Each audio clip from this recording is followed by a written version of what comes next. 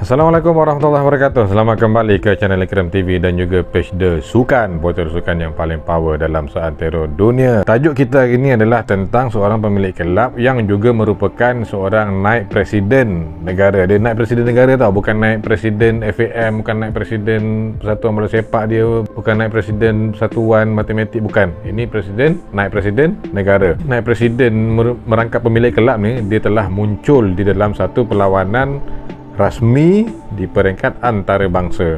Kalau sebelum ni mungkin kita pernah dengar lah cerita-cerita pasal player manager, pengurus ataupun jurulatih merangkap pemain yang bermain di dalam perlawanan liga ataupun perlawanan rasmi lah. Contohnya dulu ada Ruud Gullit, Gianluca Vialli dengan Chelsea kan. Lepas tu kalau sekarang mungkin dah tak ada lah kot. Kalau ada pun mungkin Rooney lah tahun lepas, dia dengan Derby County. Lepas tu pemilik ni, kalau bab cerita pemilik merangkap pemain ni memang jarang sangat kita dengar, melainkan kalau dalam game-game macam Friendly, Carnival or whatsoever lah kan.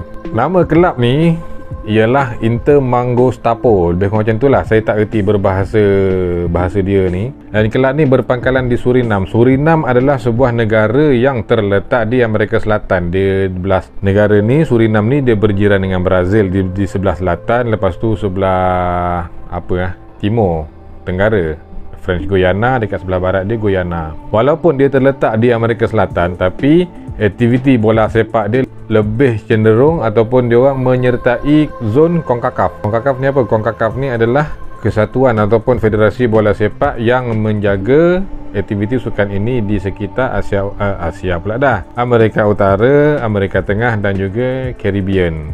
Kenapa Surinam ni bersama jiran-jiran dia lah, Guyana dengan French Guiana ni, dia tak masuk CONMEBOL, apa benda tu nama tu. CONMEBOL ni untuk Amerika Selatan. Hasil daripada research saya di dalam Google, saya mendapati bahawa sebab utama kenapa tiga negara ni tak menyertai Amerika Selatan punya federasi adalah kerana bola sepak dia orang ni tak mencapai tahap yang seperti jiran-jiran di Amerika Selatan lagi.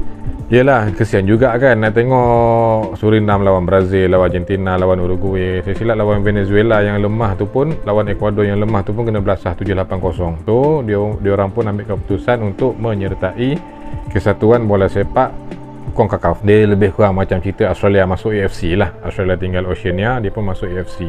Tapi Australia tinggal Oceania punya Football Association, Football Konfederasi tu untuk lebih kompetitif. Lepas tu Surinam ni dari segi sejarahnya, dari segi historinya, dia adalah merupakan tanah jajahan Belanda. Jadi adalah beberapa pemain Belanda yang terkenal sama ada berdarah Surinam ataupun berasal dari Surinam. Contohnya Clarence Seedorf, Ruud Gullit, Frank Rijkaard, Patrick Kluivert. Edgar Davids saya tak pasti. Edgar Davids ni kalau tak Surinam, orang Melaka ni. Berbalik kepada Inter Mangostampo ni, ataupun kita panggil Inter lah. Inter Mangostampo ni panjang sangat. Inter ni dia memang satu pasukan yang power dalam Liga Surinam. Sejak tahun 2007 kali pertama dia menang Liga Surinam, sampailah ke musim 2019-2020 dia dah menang 10 kali. Nasib baik musim 2021 tak ada Liga Surinam sebab Covid. Kalau tak mungkin jugalah Inter pun akan menang. Jadi disebabkan diorang ni merupakan juara terakhir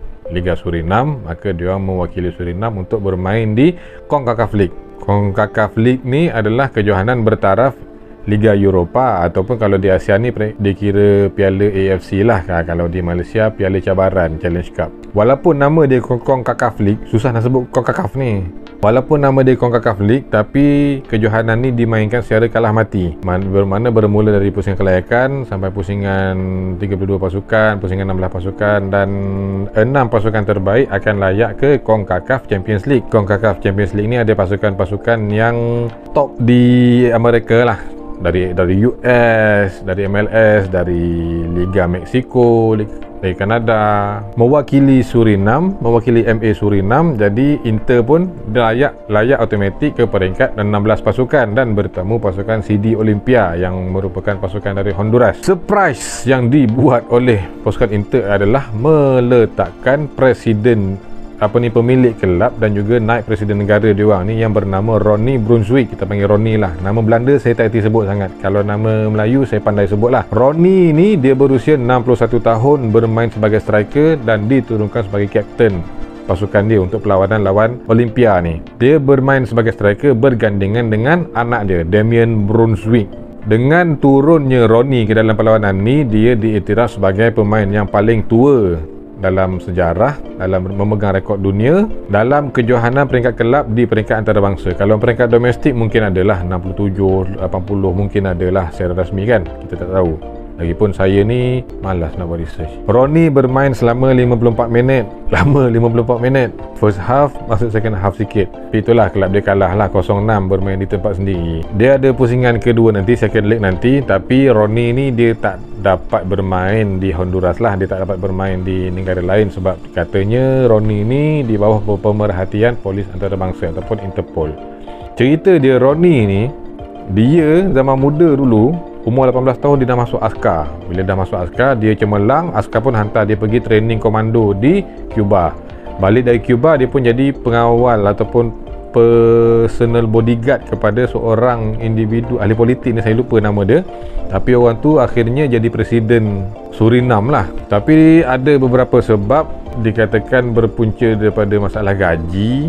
Ceritanya lah, Ronnie pun dia pun keluar daripada servis, dia pun balik ke kampung dia tubuhkan askar dia sendiri. Antara pihak yang menubuhkan tim askar dia sendirilah, dia panggil jungle komando ke apa nama. Lepas tu Ronnie juga antara pihak yang mencetuskan peperangan antara askar dia sendiri dengan askar kerajaan. Totak gencatan senjata, dia pun berdamai. Bila dah berdamai, dah gencatan senjata pun semua, dah settle perang, dah settle bergaduh, Ronnie pun bergerak memperjuangkan hak rakyat melalui parti politik. Ronnie memang dikenali sebagai seorang yang pemurah dan nama gelaran dia adalah Robin Hood sebab masa dia jadi askar gerila komando, jungle komando tu dulu, dia dikatakan telah mencuri duit kerajaan. Lepas tu dia pun membahagikan duit tu kepada rakyat jelata. Dan oleh sebab itu dia pun digelar sebagai Robin Hood di Surinam.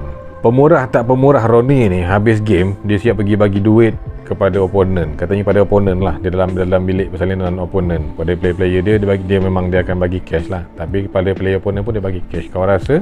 Lepas tu Ronnie ni memang diminat bola. Pada tahun 2002 dia telah membina sebuah stadium di tempat dia tu, di tempat dia jaga tu, sebuah stadium yang diberi nama Ronnie Brunswick Stadium ke lebih kurang macam itulah. Pada tahun 2005 barulah dia beli kelab ni, kelab apa tu, Inter Mongo Stabo. Itu kerja politik dia pun progres sampailah tahun lepas bulan Julai 2020 Ronnie diangkat sebagai naib presiden negara dia. Jadi itulah cerita dia tentang seorang lelaki yang memegang title sebagai pemilik kelab dan juga naib presiden negara, turun bermain sebagai pemain rasmi dalam kejohanan rasmi. Di Malaysia mungkin tak adalah cerita-cerita macam ni. Jadi itu saja untuk cerita untuk hari ni. Kalau ada fakta yang saya salah, boleh perbetulkan di komen kat bawah ni. Lepas tu, kalau yang belum subscribe tu, subscribe cepat-cepat. Di mana nak share, sila-silakan share. Okey.